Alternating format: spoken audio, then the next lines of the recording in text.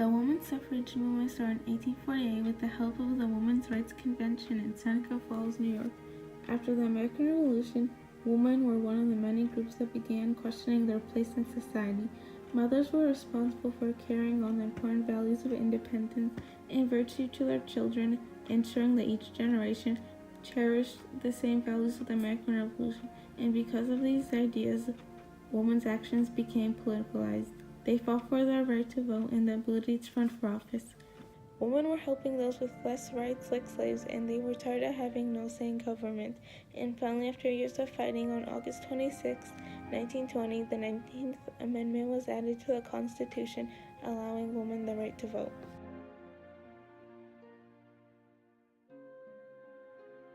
Women were always a vital part of society and the economy, as they would purchase goods for the home, constantly work around the house, take care of children, or bring money into the household. Middle-class women in particular played a leading role in reform. For example, Catherine Beecher was a leader in women's education. Women like Beecher stated that because women were responsible for educating kids, they also had a right to be educated.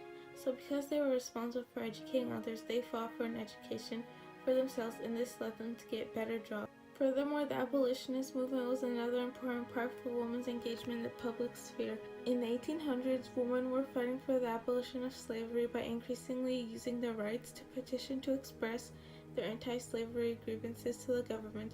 They did this because they could not vote, and in turn this caused them to fight for their right to vote.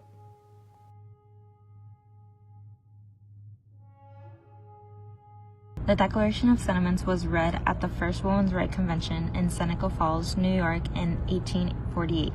It was read by Stanton, a social reformer and women's rights activist. She fought for the women's rights to vote and to be able to run for office by quoting the Declaration of Independence. We hold the truths to be evident that all men and women are created equal, that they are endowed by their Creator with certain inalienable rights, that among these are life, liberty, and the pursuit of happiness. Additionally, the document argues that women are being suppressed by the very society they are a part of, and then it goes on to list instances that include the lack of women's suffrage. For example, representation in government, inequality in divorce law, and inequality in education and employment opportunities. And overall, the Declaration of Sentiments demanded that women become full citizens and to be granted all the same rights that men have.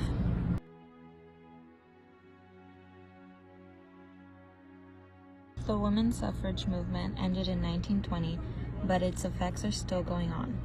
In November of 2018, the LA Times stated a record number of women were elected to the House, with at least 99 expected to take the oath of office in January, up to the 84 that are currently serving. In addition, this movement allowed for more educational opportunities for women, which led them to get more meaningful jobs, and now it is not usually to see a female doctor, lawyer, or engineer. And in 2019, there are more women enrolled in college than men, and this leads to more working men and women having college degrees. Furthermore, the women's suffrage movement gave women the right to vote. They are now able to vote for leaders who share their view and cause a change in their country. And they are more likely to vote now because they deal with the government in their day-to-day lives more than men.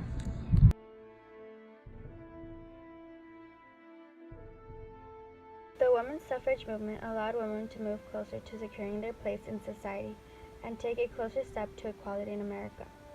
Today, a social movement going on is the Me Too movement.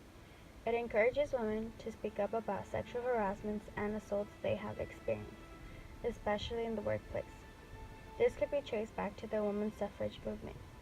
When women were working, they were still viewed as objects and not taken seriously.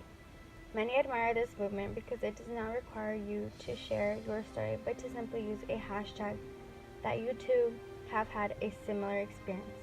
Another social effect would be the embrace of equality. Many now have higher expectations for women.